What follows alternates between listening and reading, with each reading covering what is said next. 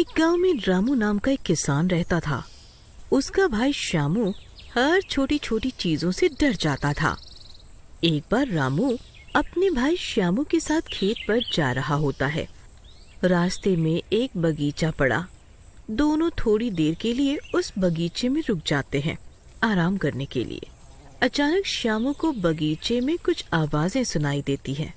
अरे, ये आवाजें कहाँ से आ रही हैं? जरूर इस बाग में कोई भूत है। क्या भाई, दिन में भूत कहाँ से आएगा? तुम भी ना भय का भूत पालते हो। तभी श्यामू की नजर एक पेड़ के ऊपर पड़ती है। उसे लगता है जैसे कोई डरावनी सी शक्ल उस पेड़ पर बैठा हुआ है और उसे ही घूर घूर के देख रहा है। अरे वो देखो, पेड़ पे कोई है। रामू ऊपर देखता है। अरे नहीं श्यामू, वहाँ तो कुछ भी नहीं है, सब तुम्हारा वहम है। पर वो भयानक चेहरा, डरावनी लाल आंखें अभी भी श्यामू को घूर रही होती हैं। फिर श्यामू डरते डरते रामू को वहाँ से चलने को बोलता है। फिर वो दोनों बाग से निकल के अपने खेतों की तरफ चल देते हैं।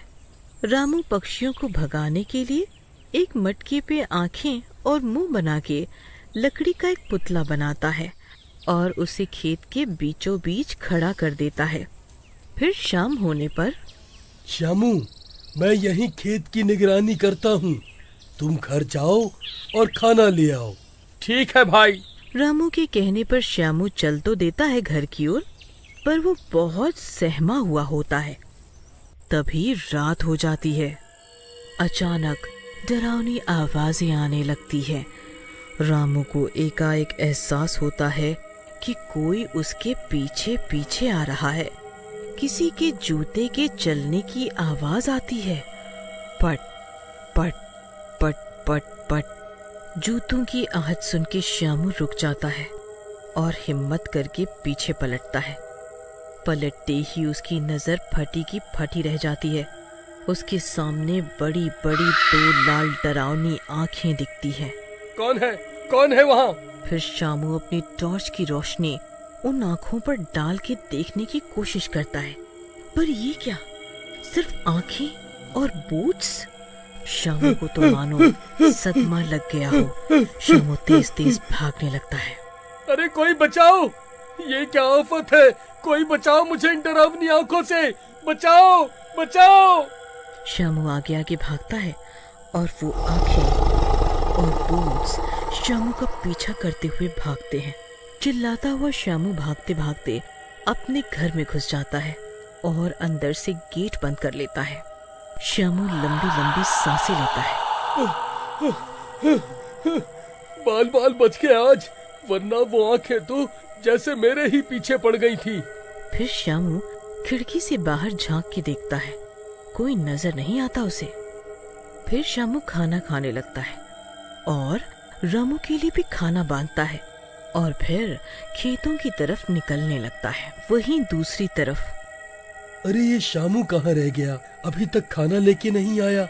यहाँ श्यामू खाना लेके निकल तो आता है, पर अभी तक उसके मन में उन्हीं लाल आंखों और बूट्स का खौफ होता है। डरता हुआ श्यामू खेतों की तरफ बढ़ने लगता है। खेतों से कुछ ही दूरी पर उसे नजर आता है कि कोई डरावनी शक्ल का सामने से उसकी तरफ बढ़ रहा है।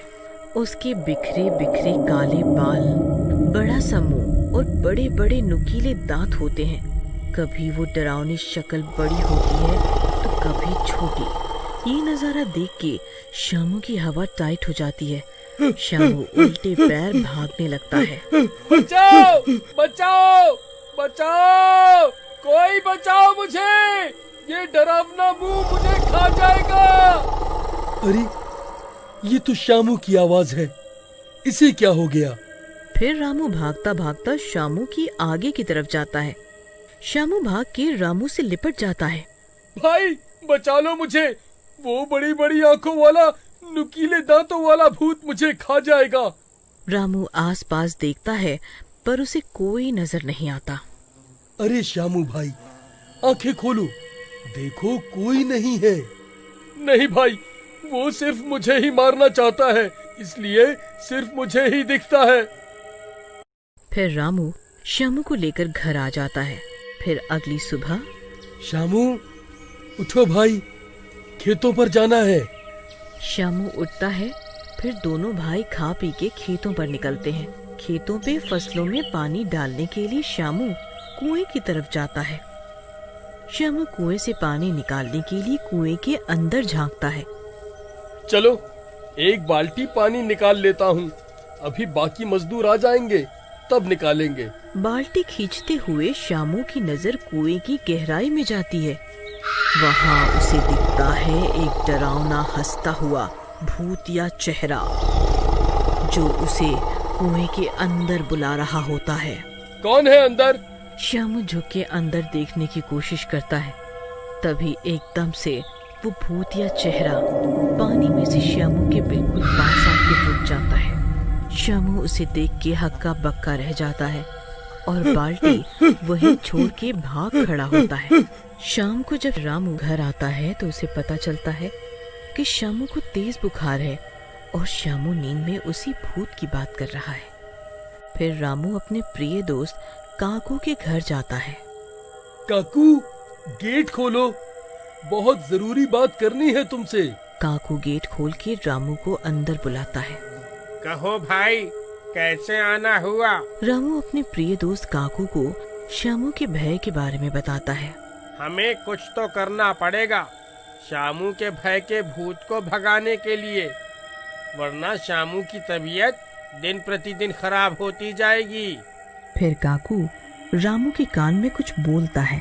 फिर रात होने पर मैं आज कहीं बाहर नहीं जाऊंगा, वरना वो भूत मुझे कच्चा चबा जाएगा। वो डर से चिल्लाने लगता है, बचाओ बचाओ। भूतिया चेहरा श्यामू को अपनी तरफ बुला रहा होता है।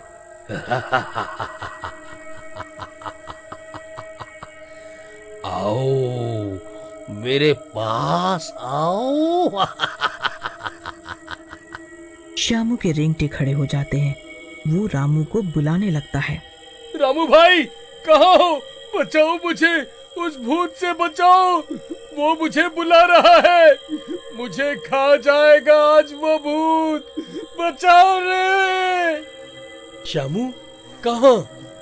देखो कोई नहीं है बाहर, ठीक से देखो। मुझे बचा लो भाई, वो मेरी तरफ ही आ रहा है, आज मैं जिंदा नहीं बचूंगा। फिर देखते ही देखते वो भूतिया चेहरा श्यामू के पास आके खड़ा हो जाता है। श्यामू डर के मारे आंखें बंद कर लेता है। श्यामू आंखें खोलो, देखो कोई नहीं है यहाँ। आज तू नहीं बचेगा श्यामू।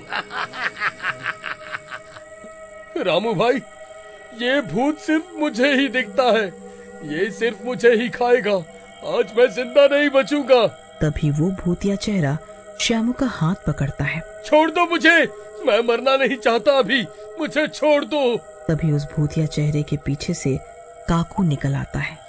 आंखें खोलो श्यामू, देखो भूत नहीं मैं हूँ काकू। काकू की आवाज सुन के श्यामू डरते डरते आंखें खोलता है। काकू को अपने सामने देख के वो भौचक्का रह जाता है। काकू भाई तुम, वो भूत कहाँ गया? श्यामू घबरा के आस-पास देखने लगता है। कोई भूत नहीं था, ये देखो ये मुखौटा है ये।